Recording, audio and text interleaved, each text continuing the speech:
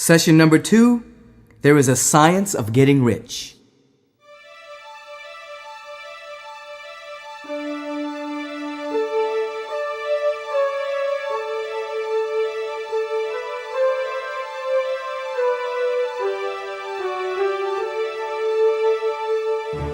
Oftentimes people will hear me saying, God is good all the time. And what this means to me, that there are universal spiritual principles, laws that govern the universe that describe the nature of the presence of God, and they are for us and not against us. They can't compromise nor contradict their own nature. And when one begins to align themselves with these universal spiritual principles that govern the universe, their life takes on the timbre, the tenor, and the shape of the beauty and the love and the intelligence that governs the cosmos.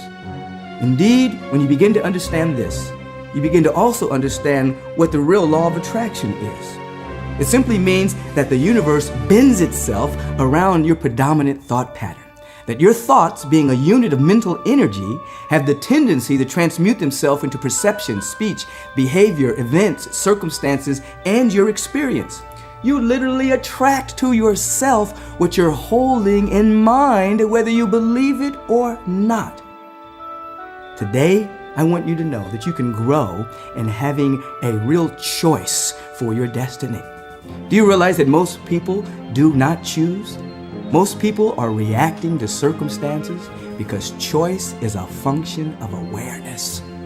You are here to understand that there is a science to getting rich. There's a science to prosperity. There's a science to success. And as you follow these time-honored spiritual principles, you will become more and more aware of the natural good that is within you, and your life will begin to change. I want you to listen now to Session 2 as Bob brings us into There is a Science of Getting Rich.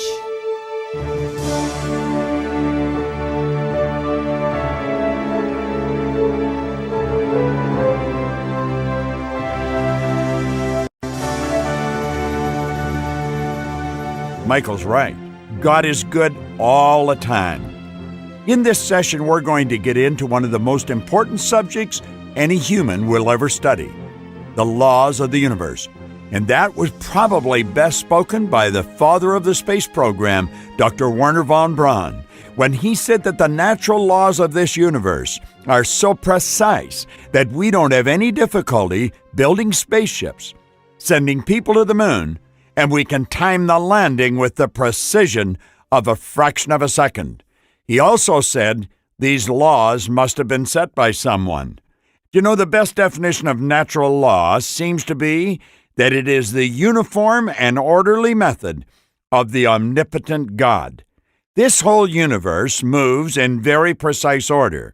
And as we gain an understanding of that order and then bring our life into harmony with it, everything in our world improves, and we move into harmony with the purpose of Spirit itself.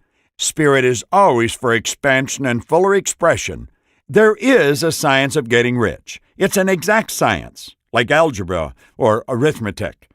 There are certain laws which govern the process of acquiring riches.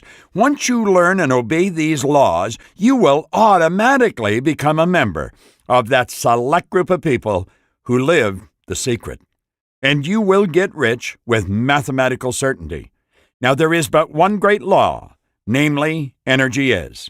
Theology call it God is. See, there's only two sources of reference that you can go to find anything about yourself or the makeup of the whole universe. One is science and the other is theology. Science says energy is. Theology said God is. All physical and mental science is based on this one great law and its 7 subsidiary laws, which operate in coordination with each other. You're not able to talk about one of these laws without talking about the other. The law of vibration is the law that serves as the foundation for the law of attraction. And the law of attraction is the basis of the secret. It was the law of attraction that everyone spoke about on The Secret. It's what transformed their lives. It's what they began to understand. And it was the law of attraction that put the science of getting rich in Rhonda Byrne's hands. And it was the science of getting rich that transformed her life. that illuminated her, that caused her to see something that she would go on to create that would change the lives of millions of people all over the globe. The secret. Here are the 7 laws. Number 1, the law of perpetual transmutation. Number 2, the law of relativity. Number 3, the law of vibration. Number 4, the law of polarity. Number 5, the law of rhythm. Number 6, the law of cause and effect. And number 7, the law of gender. Now, these are not in any particular order. I have just arbitrarily put them down in that order. In fact, number 6, the law of cause and effect, is the law that Emerson referred to as the law of laws. So he must have given that priority over the others. And you'll probably give priority to one over the other. In fact, the law of vibration is actually the base of the law of attraction.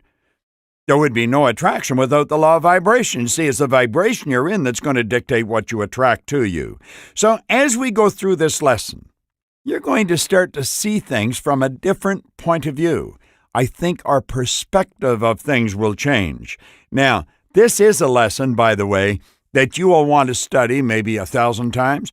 I have been studying these since the 60s, when Leland Valvanderwall and Dr. C. Harry Roeder exposed this information to me with respect to the laws. The laws are something you want to fall in love with because it's the order that the entire universe operates with.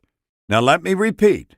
The best definition of natural law seems to be it is the uniform and orderly method of the omnipotent God. Unlike any other form of animal life that's being created, you and I were given the power of choice or free will. Along with this power came certain responsibilities. The capacity to choose does not involve freedom from the consequence of our choice.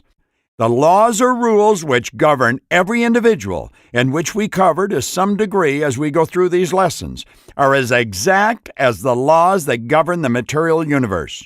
You can act in accordance with these laws, or you can disregard them, but you cannot in any way alter them. The law forever operates and holds you to strict accountability, and there is not the slightest allowance for ignorance. Now, as you've witnessed in viewing The Secret, the law of attraction will deliver to you what you do not want as quickly and as certainly as it will deliver what you do want. Anytime you spend time thinking of what you don't want, do you know you are drawing it to you? I want you to think of the time that you spend focusing on conditions or circumstance or situations that you may not be very fond of. Things that you don't like. I hear people constantly telling me about their problems, and I'll say, quit saying that. Quit talking about the problems. Start talking about the opposite to the problem. Start talking about the solution. Start thinking what you don't want, and then ask yourself what's the opposite to that. And that's where you switch. That's where you go to. Only see the good that you desire, because whatever you're seeing, you are attracting. What you see in your mind controls the vibration you're in, and the vibration dictates what you attract. Wallace Wattles went on to say, the ownership of money and property comes as a result of doing things in a certain way. We're getting into finding out what that certain way is. It's by law. Those who do things in this certain way, whether on purpose or accidentally, get rich. Those who do not do things in a certain way, no matter how hard they work or how able they are, remain poor. Now, I have mentioned various places in this program how when I started studying this material, I was unhappy, I was sick, and I was broke. And all of a sudden, everything started to change. I started to read this material. I did not understand it, but I kept reading it. And do you know my income went from $4,000 to $175,000 in a year. And then it went way beyond $1 million. And it's helped me earn millions of dollars. But here I was with an income in excess of $1 million a year. And if you asked me what I was doing, I wouldn't be able to tell you. Oh, I could tell you what I was doing physically, but there was a lot of other people doing the same things, and they weren't winning. So I didn't know what happened to me. I really didn't understand it. But I wanted to know why. Why was I winning in such a big way? Because you see, everything I had been taught from the time I was a child indicated that it wouldn't matter what I did, I would not win. I'd been taught if you don't go to school, you can't win. I hadn't gone to school. Now, I don't recommend that people don't go to school. I think you should go. I think you should get as much formal education as you can because that shows you where to go to get information. But that's about where it stops. I was taught if you don't have experience, you can't win. Well, I had none of these things going for me, and here I was earning over $1 million in a year. And so I had to know why. And I reasoned that someone had either written this information in a book or they were speaking about it. So I made up my mind I'd read every book that was ever written if I had to, and I would go and listen to people speak about this. But today, I understand. I gained an understanding of exactly what happened in my life. I started to understand why these good things were coming to me and why some other seemingly good people weren't attracting these things. Wattles points out it's a natural law that like causes always produce like effects. Do you know all I was doing? All I was doing was helping other people earn the money I was earning. I was helping them by showing them what I was doing. I was absolutely obsessed with helping other people win. And I was saying, this is what I'm doing, listen to this. This is what I'm reading, read this. This is what I'm doing, do this. I was excited about it. I was happy when I saw other people win. What does the law say? Well, Wattles just shared that with us. It's a natural law that like causes always produce like effects. As I was helping other people, people were helping me. The more I helped them, the more people helped me. The more good I put out, the more good come back. We get into a cycle, and it's the law of circulation. Troward talked in depth about circulation, and our objective is just to put it out. Isn't that what Emerson said? The law of cause and effect was the law of laws. As you sow, so shall you reap. Energy returns to its source of origination. Now, Wattles goes on to say, therefore, any man or woman who learns to do these things in this certain way will infallibly get rich. Now, that statement is true is shown by the following facts. Getting rich is not a matter of environment. See, I wasn't in a particularly great environment. I was in the same environment that I was in when I was losing. He said if it were, all the people in certain areas would become wealthy. The people of one city would all be rich, while those of other towns would all be poor. The inhabitants of one state would all roll in wealth, while those of an adjoining state would all be in poverty. We frequently see rich and poor people living in the same environment and often engaged in the same vocations. When two people are in the same locality and in the same business, and one gets rich while the other remains poor, it shows that getting rich is not primarily a matter of environment.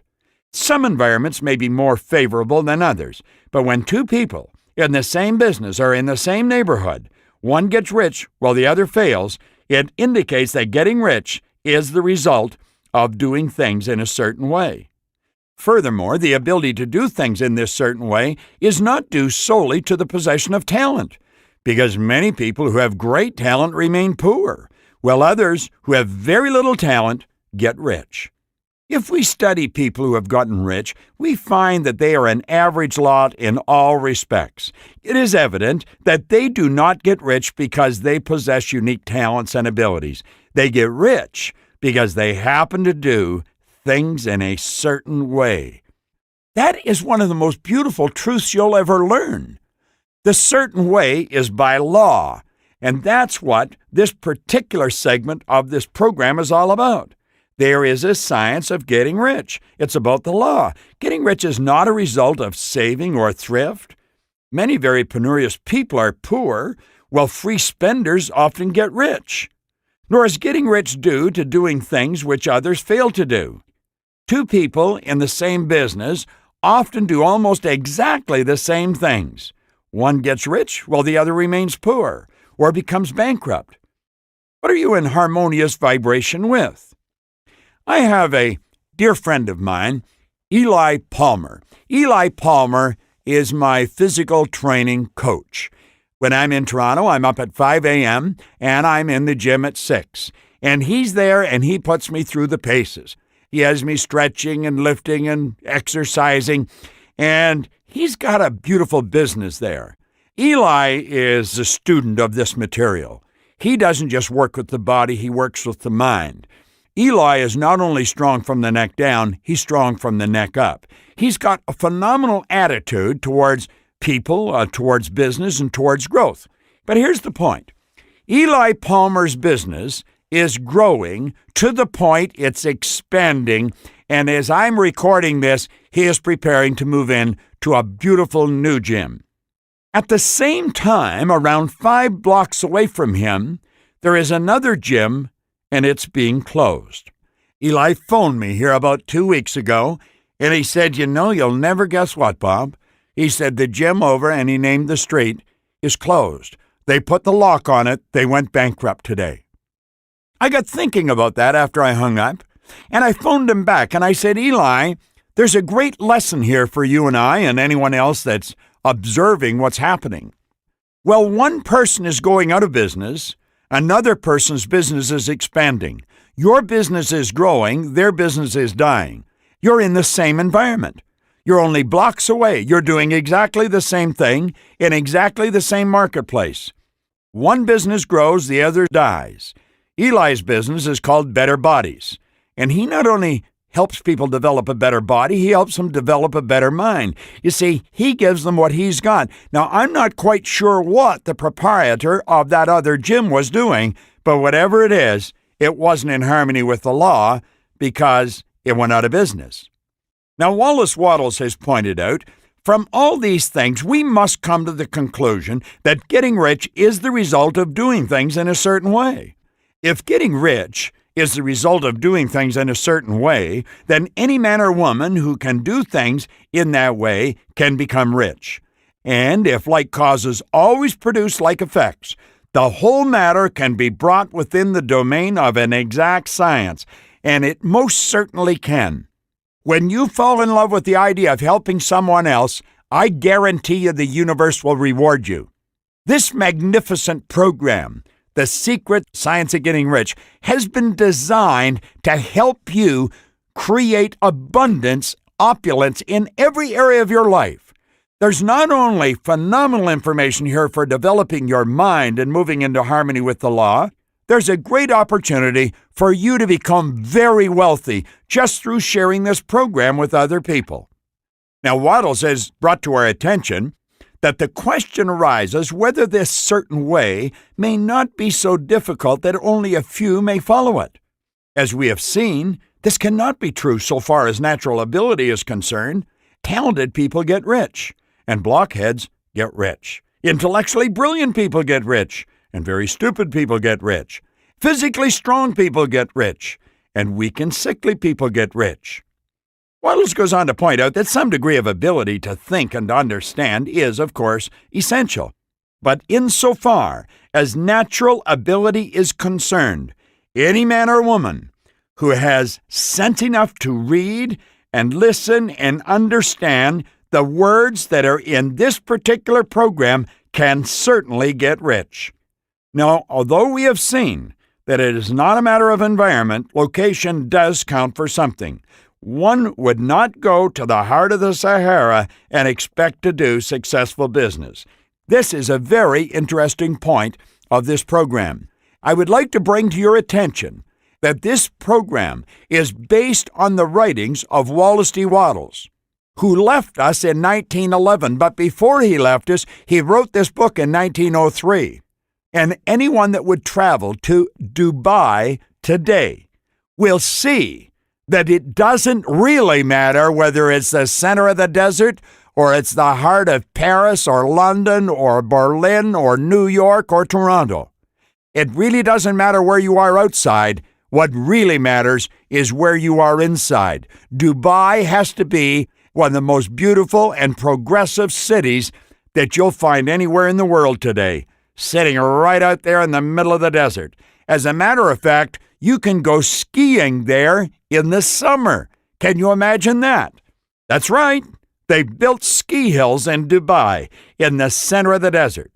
Now, Wattles went on to say, though, getting rich involves the necessity of dealing with people and of being where people are to deal with. But that is about as far as environment matters. If anybody else in your town can get rich, so can you. If anybody else in your state can get rich, so can you. Again, it's not a matter of choosing some particular business or profession. People get rich in every business and in every profession, while their next-door neighbors in the same vocation remain in poverty. I often mention to people that I read this book and all of a sudden I was earning $175,000 a year, and then my income went over $1 million a year. Now, I know that in talking to the audience, I often say, now, I know many of you are wondering, what were you doing? And I've come to the conclusion it doesn't matter what you're doing. What matters is how you're doing it. I did it washing floors. That's right, cleaning offices. I had a goal, and the goal was to have $25,000. I didn't even know anyone with that kind of money. And I started thinking of burning money, and I quit thinking of debt. If your goal is to get out of debt, I guarantee you're going to stay in debt. Now, my goal was to have $25,000, and so I started to hear people talking about earning money. Someone said there's good money cleaning floors. I said, I'm not proud. I'll clean floors. Do you know, in less than 5 years, I was cleaning floors in Toronto, Montreal, Boston, Cleveland, Atlanta, London, England. It really doesn't matter what you're doing. What matters is how you're doing it. Now, again, if we go back to Wallace Wattles' words, he said, it is true that you will do best in a business which you like. And if you have certain talents which are well developed, you will do best in a business which calls for the exercise of those talents. Also, you'll do best in a business which is suited to your locality. An ice cream parlor would do better in a warm climate than in Greenland. A salmon fishery will succeed better in the Northwest than in Florida, where there are no salmon. But aside from these general limitations, getting rich is not dependent on your engaging in some particular business, but on your learning to do things in a certain way. Let me repeat that. Aside from these general limitations, getting rich is not dependent on your engaging in some particular business, but on your learning to do things in a certain way. If you're now in business and someone else in your locality is getting rich in the same business, while you're not getting rich, it's because you're not doing things in the same way that the other person is doing them. The secret is being demonstrated here. Lack and abundance are in the same locality. And that's what Rhonda Byrne demonstrated so beautifully in the movie The Secret. Well, one person's attracting good things, another person's attracting bad things. One person's attracting debt, they're attracting bills, another person is attracting great wealth. Well, one person's sitting in the restaurant thoroughly enjoying great service, the other person is having the dinner spilled all over them. It's the same law that's bringing this about. No one is prevented from getting rich by lack of capital. True, as you get capital, the increase becomes more easy and rapid. But no matter how poor you may be, if you begin to do things in a certain way, you will begin to have capital. You'll attract it. The getting of capital is a part of the process of getting rich. It is a part of the result which invariably follows the doing of things in a certain way. I have a very good friend of mine, Laurel Langmeyer, has built an enormous business on this, has earned millions of dollars. She has a company called liveoutloud.com. You should go and check it out. Great opportunities there. Now, you may be the poorest person on the continent and be deeply in debt. But if you begin to do things in a certain way, you must infallibly begin to get rich, because like causes always produce like effects. You will get rich even if you do not have friends, influence, or other resources. Maxwell Maltz brought this out so beautifully in his great book, Psycho-Cybernetics. And if you feel you have an image problem, or if you have possibly low self-esteem, go buy Maxwell Maltz's book. It's been out since 1960, Psycho-Cybernetics. There was a gentleman that called on Dr. Maxwell Maltz and told Maltz that he was bankrupt, ruined, and disgraced. And Maltz said, now hold on a minute. The fact is you're bankrupt. It's your opinion that you're ruined and disgraced. See, people can make mistakes. They can lose everything they've got. But if they have the proper image and if they have the awareness of these laws, they will go right back up again. If you have no capital, you can get capital. If you are in the wrong business, you can get into the right business. If you are in the wrong location, you can go to the right location. You can do so by beginning in your present business and in your present location to do things in a certain way which causes success. Now think about that. What causes success? Doing things in a certain way. Living in harmony with the law. You must begin to live in harmony with the laws that govern the universe. Clearly remember, the law of attraction is always working and never rests. Think it, feel it, do it, and you will attract it. This is the great secret of life.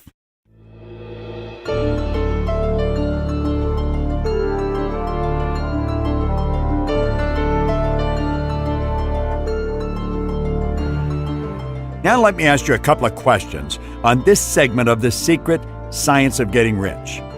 What law causes the attraction of money? That's a good question. And if you've watched The Secret, you'll instantly know. Now, of course, if you haven't watched The Secret, you could have a problem with this. Maybe you should stop this and go and watch The Secret again. Maybe you should do that anyway. Here's the second question. Explain why attraction works. Ever remember seeing a good-looking guy or a pretty girl and woo, you just feel like you're magnetized to them? That's attraction. Explain how and why attraction works. Here's the third one. Explain why getting rich is not a matter of environment. It's a good question. And number 4, explain why getting rich is not the result of superior talent. And God knows I was sure happy it wasn't, because I didn't seem to have any talent when I first started to earn a lot of money. Explain why getting rich is not the result of superior talent. Napoleon Hill put it very well. He said, you wouldn't desire something if you didn't have the talent to carry it out. He's right. Now, number 5, explain why getting rich is not the result of saving or thrift. Now, that'll probably drive a few parents crazy. They're trying to teach their children, save, save, save. Keep it circulating. Get in the way of attraction and you can attract more. Remember what I said from the Upanishads, from abundance he took abundance and still abundance remained. Now, number 6, explain why getting rich is not the result of doing things that are neglected or overlooked by others. That's a good question. I want to repeat that for you. Explain why getting rich is not the result of doing things that are neglected or overlooked by others. Now here's number 7. Explain why doing things in a certain way is not too difficult to follow. These are great questions.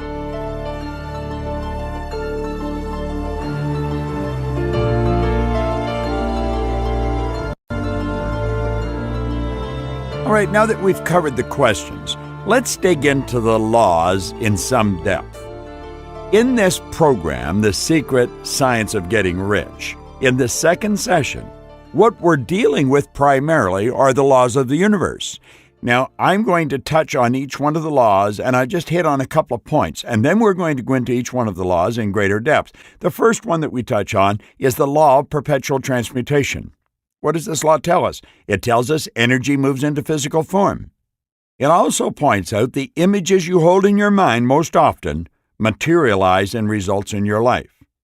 Now, the next law is the law of relativity. That law states nothing is good or bad, big or small, until you relate it to something else. Another main point is that practice relating your situation to something much worse, and yours will always look good. Now, the law of vibration states that everything vibrates, nothing rests. Conscious awareness of vibration is called feeling. Your thoughts control your paradigms and your vibration, which dictates what you attract. Another very important point to the law of vibration is this. When you are not feeling good, become aware of what you are thinking, then think of something pleasant. All right, now let's go to the law of polarity. Everything has an opposite. Hot, cold. Up, down, good, bad. There'd be no inside to the room if there wasn't an outside to the room. You'll say, well, that's fairly obvious. It may be fairly obvious, but I'm going to tell you, when you carry it a little further, you'll see that most people miss it. Now, here's another important point about the law of polarity. Constantly look for the good in people and in situations. When you find it, tell the person. People love compliments, and the positive idea in your mind makes you feel good. Remember, good idea, good vibration. Good vibrations is a nice idea. If you're in a good vibration, you're going to attract good things to you. Now let's go to the law of rhythm. The law of rhythm states the tide goes out, the tide comes in. Night follows the day. Good times, bad times. See, that's the way it is. It affects all aspects of your life. Here's a point of the law of vibration. Here's another point on the law of rhythm. When you are on a downswing, do not feel bad. Know the swing will change and things will get better. There are good times coming. Think of them. That's good advice, isn't it? Now here's another one, the law of cause and effect. Whatever you send into the universe comes back. Action and reaction are equal and opposite. Say good things to everyone. Treat everyone with total respect, and it will all come back. Never worry about what you are going to get. Just concentrate on what you can give. And the last of these natural laws of the universe that we're touching on is the law of gender. Every seed has a gestation or an incubation period. Ideas are spiritual seeds and will move into form or physical results. And here's a point that you want to remember about the law of gender. Your goals will manifest when the time is right. Know that they will. You might not know the time, but the law does, and the law dictates it must move into form in the right time. Now, you're going to find in your exercise material, after each law, where we explain each law, there's a blank page, and that's for you to sit down and think, how can I apply this new information to my business life, my personal life, to all aspects of my life? It's not good enough just to hear me explain this. It's not good enough for you to just think about it. No amount of reading or memorizing is going to make a person successful in life. It is the understanding and application of wise thoughts that count. I want you to study it, hear what I suggest to you right now, and then I want you to sit down and write out how you're going to apply this to your life. Now, we're going to dig into these in greater depth. So let's start off with the law of perpetual transmutation. Now, this law explains that everything in the universe that we can see, hear, smell, taste, or touch, together with our emotions, is the manifestation of energy in various levels of vibration. The universe as a whole and in its parts has its existence in an ocean of motion. You literally live in an ocean of motion. Motion is the only thing that is constant. Change is energy's only attribute, and because of it comes all that is apparent to our material senses. Energy is in a constant state of transmission and transmutation. It is the cause and effect of itself and can be neither created nor destroyed. Thought energy, non-physical, energy, spiritual, thought. What we're dealing with is a power that's flowing to and through us. Now, I want you to visualize yourself as the stick person. You see your head as your mind, and you see your body as the instrument of your mind. The top half of your head is your conscious mind. Now, I want you to visualize energy flowing into your conscious mind, and you build thoughts and bring them together, and you build ideas. Now, that is energy that's beginning to take form. You take that energy and you impress it upon your subconscious mind. See, the law explains that non-physical levels of life is always moving into physical form. The physical level of life is the manifestation of the non-physical. So we've got the idea, which is nothing but thoughts brought together. That's what an idea is. It's a thought or a collection of them directed towards a purpose. So we brought this non-physical energy into form. We impress it upon our subconscious mind. Now, emotions are expressed with and through the body. The body is moved into action, which produces the results. Now, it's the ideas in the subconscious mind that cause those emotions, that set up that vibration. And the vibration is expressed in action, and that energy has literally moved into form in physical results. This law explains the creative process. It also explains prayer. Prayer is the movement that takes place between spirit and form. Now, your ability to earn money is directly and indirectly affected by the manner in which you work with the law. Insofar as money is concerned, how do you plan to work with each of these laws? What changes will you make? Now, these are the things I want you to sit down and write out on a sheet of paper. We've provided a space for it, but grab any sheet. If you're listening to this and you're laying out on the beach, start writing it in the sand if you want. But start to get mentally and physically involved in how you can take this law of perpetual transmutation and work with it. Understand this. Something is moving into form in your life as I'm speaking.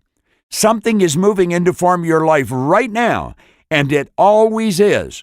Well, you can dictate what's moving into form. You take a look at the results you've got and understand that you brought them into being and you can change them. Now, this is where the law of perpetual transmutation comes into play in our life. Now let's take a look at the law of relativity. In the study of this law, we find that all things are relative. All laws are related to each other and correspond with each other. The laws of the little are the laws of the great. There is no big or small, fast or slow, except by comparison. And this is a beautiful thing to know. Nothing's big, nothing's small. The subconscious mind doesn't understand anything being big or small. Everything just is. Now, every law that is a law must be relative to all the other laws. In other words, they must be in harmony, agreement, and correspond with each other. An understanding of this law, the law of relativity, will give one the means of solving many of the secrets of nature that seem paradoxical. The much-discussed fourth dimension is nothing more nor less than the dimension of vibration. Again, all rates of vibration are either high or low, only by comparison with those above or below them. Whenever this law is properly used, you win. Let's remember that everyone does something better than you, and, likewise, you do something better than every person you meet. When you relate something you do that you are not proficient at to something another person does that they have mastered, you're not going to look good. You're using the law against yourself. Begin using this law to heighten your self-esteem, to increase the image that you hold of yourself. You'll then become aware of how special you are in the light of truth. Build this picture in your mind. Just close your eyes for a moment. And I want you to imagine 3 blocks in front of you, 3 square boxes. We've got a little box, we're going to call that A. Now sit beside it, a one that's about twice its size, and we're going to say it is B. Now take another one and put it beside it, and twice the size of B, and we're going to call it C. When you look at B, the one in the middle, and you relate it to A, the smaller box, B looks big. However, when you relate B to C, the bigger box, B looks small. The obvious truth is that B is neither big nor small. B just is. We make B what it is by virtue of how we work with the law. Everything in life just is. We make it what it is. Make a habit of using this law to your benefit. When you look at your results, don't relate your results to someone that's starring in that area. Relate your results to what you want, and understand if they're not what you want, you can change them. You've got godlike ability. You can improve anything.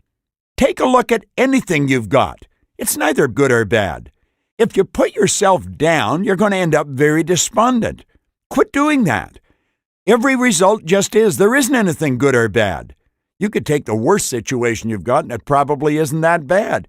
I'll frequently ask people when they're talking about maybe leaving a job where they think their security rests, when it really doesn't, but they're afraid something bad will happen. And I said, well, let's look at it. And I said, do you know anybody that's starving to death? I said, I know people are starving. Do you know anybody? And they'll say, no. I said, do you know anybody sleeping on the street tonight? Now, I know people do sleep on the street, but do you know them? And they say, no. And I'll say, well, do you think you'll ever starve to death? Well, no. Do you think you'll ever end up sleeping on the street? No. Well, then what are you afraid of? Just look at your situation and know that you can improve it and know that you will improve it. You see, our problem is we invoke these laws the wrong way. Rather than invoking them in such a way that we make ourselves feel good, we invoke them such a way so that we make ourselves feel bad. Let's understand that every condition, every circumstance, every situation in your life, every result you're getting, it just is. It's neither good nor bad. It's neither big nor small. It just is. And you can change what is because you're a creative being. And you know something? You can change it by law. Just understand the laws. Makes sense, doesn't it? The next natural law that we want to take a look at is the law of vibration. We're referring to this as the law of vibration and attraction. Attraction is a result of the vibration you're in. It's attraction that you really want to develop an understanding of, and its foundation is vibration. I'm of the opinion that you will never really master selling if you do not understand the law of vibration. A doctor will never really understand health until he has a good, clear understanding of vibration. All communications is based on the law of vibration. Everything in the universe vibrates. Nothing rests. We really do live in an ocean of motion. Now, this law truly contains the great secret of life. You are always moving towards something, and it is always moving toward you. It's action and attraction. This is where your intuitive factor is used, or should be. You can use it to pick up another person's vibrations.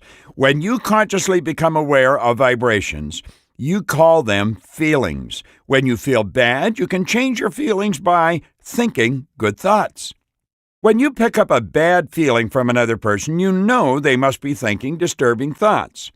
You must not let their negative vibration or their negative energy affect your way of thinking. Your thoughts are vibrations that you send off into the universe. When you concentrate, the vibrations are stronger. Your thoughts are cosmic waves of energy that penetrate all time and space. Thought is the most potent vibration, and remember that you can think. That makes you a very special creation, God's greatest masterpiece.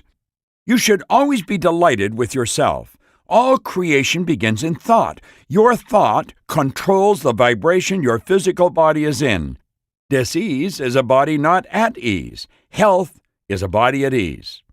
Now, here's a few points you want to consider. The conscious awareness of vibration is referred to as feeling. Therefore, when you say, I feel bad or I feel great, you are declaring that you are in either a negative or a positive vibration.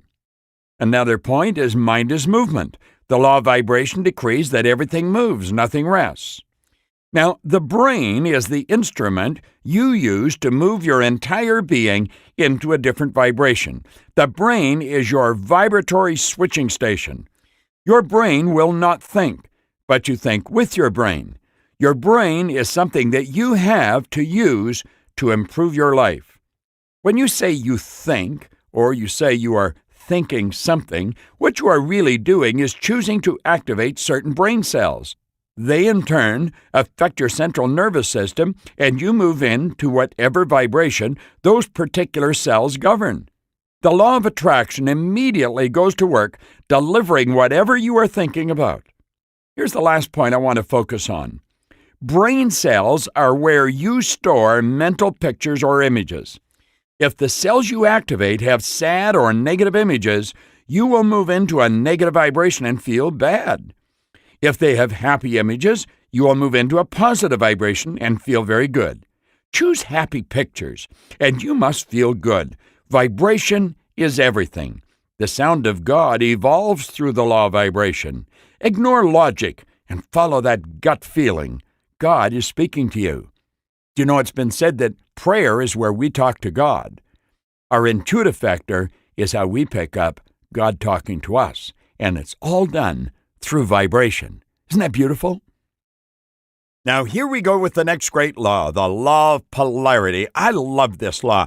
I want you to go back and image yourself as the stick person. See, your head is your mind, and everything from the neck down is being the body. Now let's put that imaginary horizontal line from ear to ear.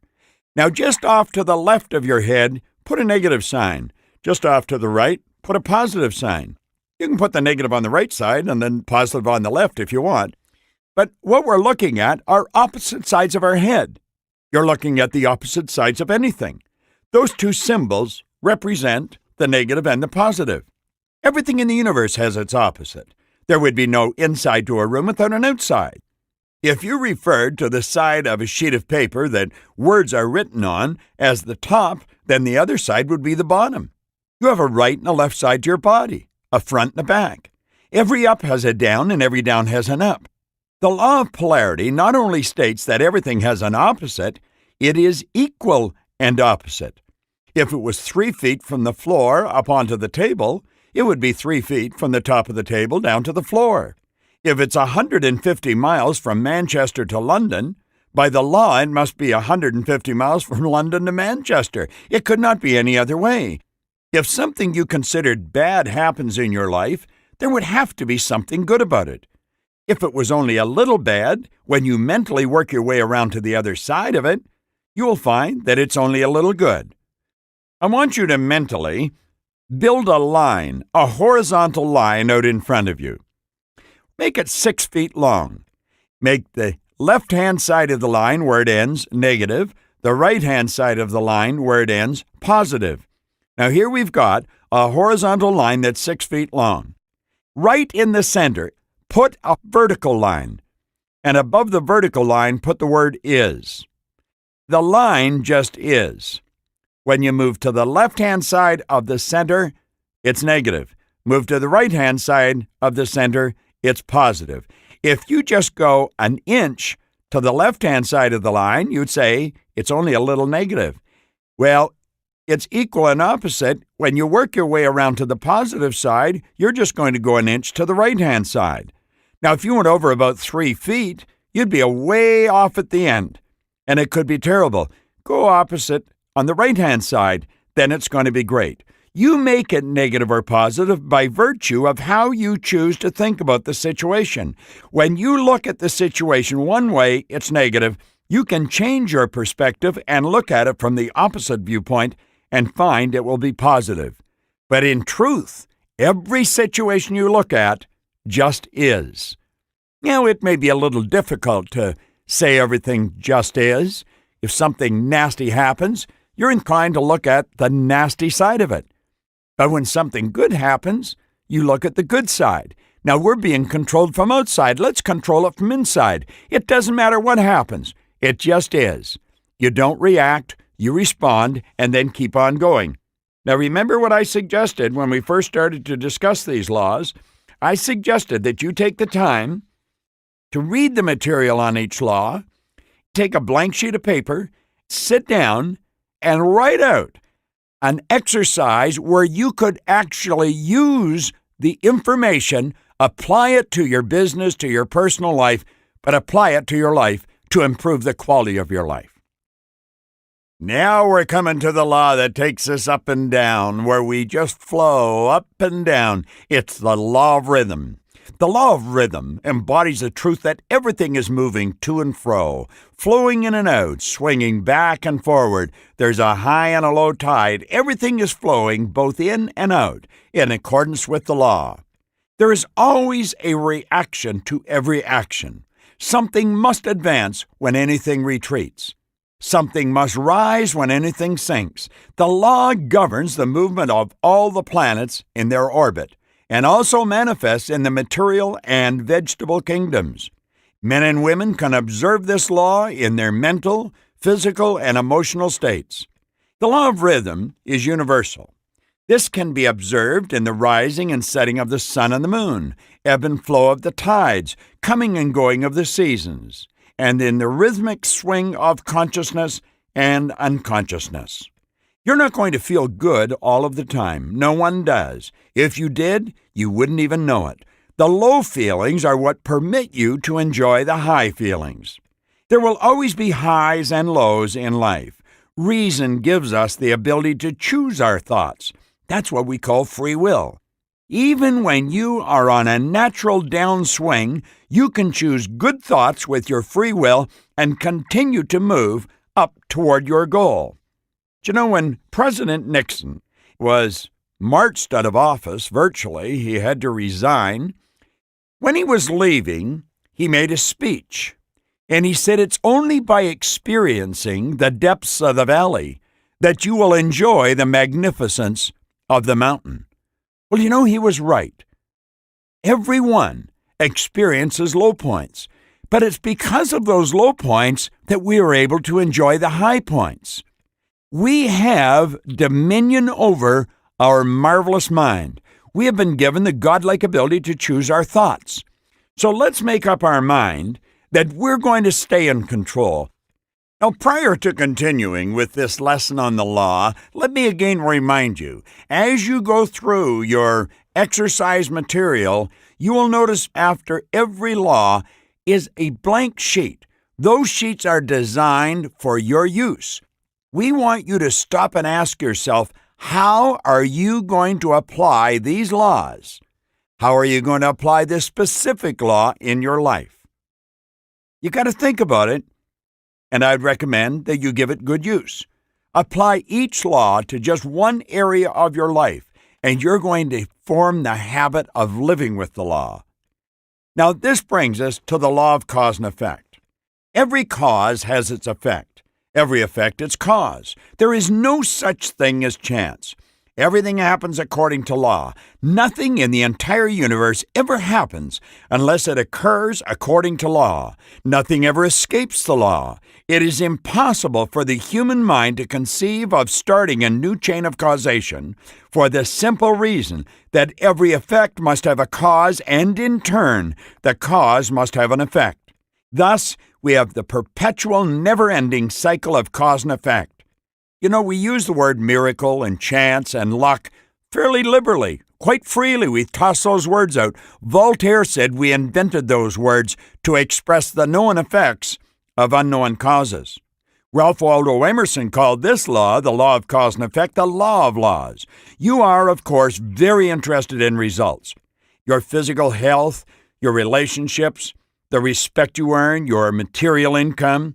You must concentrate on the cause, and the effect will automatically take care of itself.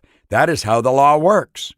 Now, I've outlined a few affirmations that you can use with respect to the law of cause and effect and your life. Now, here's one for your mental and physical health. Start repeating to yourself, "I am so happy and grateful now that I maintain a balanced diet and exercise mentally and physically every day." Here's one for your relationships. "I am so happy and grateful now that I maintain close contact with all my loving and meaningful relationships." And how about the respect you earn? Here's another one. "I am so happy and grateful. I treat everyone with the utmost respect. I am a good finder." Don't be a fault finder, be a good finder. How about your material income? "I am so happy and grateful now that money comes to me in increasing quantities through multiple sources on a continuous basis. I continually think of creative ways to provide better service." Learn to live by the law. Forget about luck. Now, here's a great lesson I learned a long time ago. It's the law of psychological reciprocity. When you put a positive out, you'll get a positive back, but very rarely right away. When you put a negative out, you'll get one right back. Rather than be caught by this law, we should use it. When someone gives you a positive, give them one right back. And when someone sends you a negative, step aside and let it keep on going. I have found a good way to understand this law of psychological reciprocity by using the martial arts as a metaphor. There are three forms of martial arts that I want to refer to. There's karate, there's judo, and there's aikido. Now, karate is a very hard form of martial arts. That's where you hit me and I hit you. You kick me, I kick you. And we beat the daylights out of each other. There's nothing gained by that. Judo is where you take the strength of another person's shot and you put them down with it. You win the battle, but you lose the war. Churchill was considered a master at psychological judo. Bessie Braddock one time said to him, "Sir Winston, you're drunk and disgusting." And he said, "Yes, madam, I am." And he said, "And you're ugly." But he said, "Tomorrow morning, I'm going to be sober." I think it was Lady Astaire said to him, "Sir Winston, if I was your wife, I'd put arsenic in your coffee." He said, "Madam, if I was your husband, I would drink it." It's reported that George Bernard Shaw sent Churchill an invitation to his play Pygmalion when it first came on the stage. On the invitation, he wrote, "Bring a friend if you have one." Churchill sent him a note back and told him he was sorry he wouldn't be able to attend, that he had a previous commitment that he felt compelled to keep. But he said, "If the play's still running the second night, I'd be glad to come and see it." Now, you see, you're winning the battle, but you lose the war. Aikido is where when someone takes a shot at you, you duck and let it keep on going. They take another shot, you duck and let it keep on going. And when they've worn themselves out, you're as fresh as a daisy. You can just lead them to where you want them to go. When you give a person a compliment, they will usually bask in the light of that compliment and they'll enjoy it. And later on, they'll think, "That was really nice of him or her," and they'll send you good energy back. But if you yell at someone and you treat them improperly, they're going to yell back at you. Let's not do that. When someone gets upset and yells at us, let's not yell back. Let's stay calm. Let's use the Aikido concept. Let's duck and let it keep on going. Now take a few moments and sit down and write out how you're going to apply the law of cause and effect to your life. Now this brings us to the last of these great laws, the law of gender. Understanding of this law makes life so much better. Misunderstanding of this law causes many people to feel that they failed when really they just didn't finish the job. The law of gender manifests in all things as masculine and feminine. It is this law that governs what we know as creation. The word creation is often erroneously used, for in reality, nothing is ever created. All new things are merely the result from the changing of something that was into something else that now is. The law of gender manifests in the animal kingdom as sex. It also manifests in the mineral and vegetable kingdoms. Without the dual principle of male and female in all things, there could not be a difference of potential, perpetuation of motion, nor regeneration. This law is one which finally closes the cycle and completes the circle of the 7 subsidiary laws under the one great law, energy is, or God is. This is in truth the creative law. This law decrees that everything in nature is both male and female. Both are required for life to exist. This law also decrees that all seeds have a gestation or an incubation period before they manifest, and it's worthwhile noting that ideas are spiritual seeds. In other words, when you choose a goal or build the image in your mind, a definite period of time must elapse before that image manifests in physical result. Be patient. All ideas move into form in the right time. If you've set a goal, you set the goal in the present tense. You've already got it on an intellectual level the second you think of it. As you turn it over to your emotional mind, you've already got it on an emotional level. You can share it with me intellectually through words, gestures, or writing. You can share it with me emotionally through vibration.